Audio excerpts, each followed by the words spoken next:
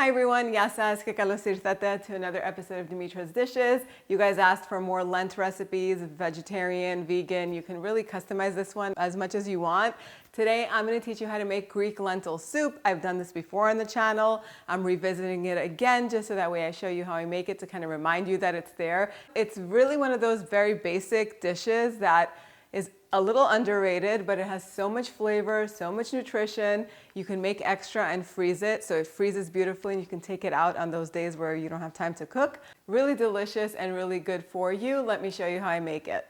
Okay, so we're gonna begin with the lentils, and the way I like to do it is to bring the lentils up to a boil, discard that water, and then it makes the soup a little bit lighter and also relieves some of the side effects that people tend to get when they eat lentils. So just take a saucepan and fill it up with water, add 500 grams or 1 pound of dried lentils, either green or brown, to the pot, and no salt, nothing like that. Put it on the stove top and bring it to a boil. Once it comes to a boil, then we're just going to take it off of the heat and drain it through a strainer, and the lentils are ready. So I have some carrots that I finely chopped and 1 onion that's also finely chopped. That's going to go into the pot with lots of olive oil. We're going to cook this down for about 10 minutes until they're nice and soft. And then I was supposed to add the garlic in at this point, and I forgot I added the lentils instead. But add the garlic in at this point. You're going to want to do at least 3, 4, maybe 5 cloves of garlic. Grate them and add them to the onion and carrot mixture. Warm it through just until the garlic is fragrant. And then we're going to add all of the remaining ingredients. So the lentils are going to go in, salt, some crushed red pepper flakes if you like them, 2 bay leaves, freshly cracked black pepper, and then a 15-ounce can of crushed tomatoes. This is going to go in with lots of water. You want to add enough water so that way the lentils are covered by at least an inch. Bring this to a boil, and once it comes to a boil, reduce the heat to low and let this simmer for about 30 minutes. That's how long it's going to take for the lentils to become nice and tender. Once that happens, the soup is pretty much ready at this point. You would just taste it and add more seasoning if it's needed, but I like to add rice just to keep it traditional and make it a little bit more hearty. So I have half a cup of regular Carolina rice. You could add basmati rice to this. Arborio rice is going to make it a little bit creamier because it tends to be starchier. Whatever rice you like, you could put it in here, all the way up to 3/4 of a cup. I'm adding a half a cup to keep it a little bit lighter.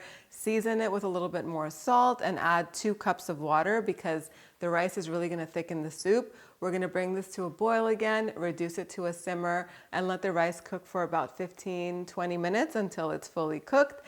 And then at this point, taste the soup. If it needs a little bit more salt and pepper, you can add it at this point. I also like to add a good amount of dried crushed oregano to this, about a heaping tablespoon or so if you're measuring, and then finish it off with some finely chopped fresh parsley. This is so hearty, so nutritious, and so delicious. It's ready to serve. I like to add just a little drizzle of vinegar, so you can use red wine vinegar to be more traditional. I love this balsamic white vinegar that I have, so I'll just add some of that, and of course some feta cheese, a little bit more parsley, and that's it. It's ready to serve. And there you have it. My Greek lentil soup is ready. If you're freezing it, you're going to want to let it cool down to room temperature and then transfer it into freezer-safe containers. And this will keep fresh in the freezer for like 3 months. You just thaw it out when you're ready to serve it, or you can even put it in the pot frozen with a little bit more water and slowly simmer it. And in like 30 minutes, dinner will be on the table, or lunch, depending on when you're eating this. It's so good. And traditionally in Greece, we like to serve this with some vinegar. And I haven't seen feta cheese in it in Greece, but I put feta on everything.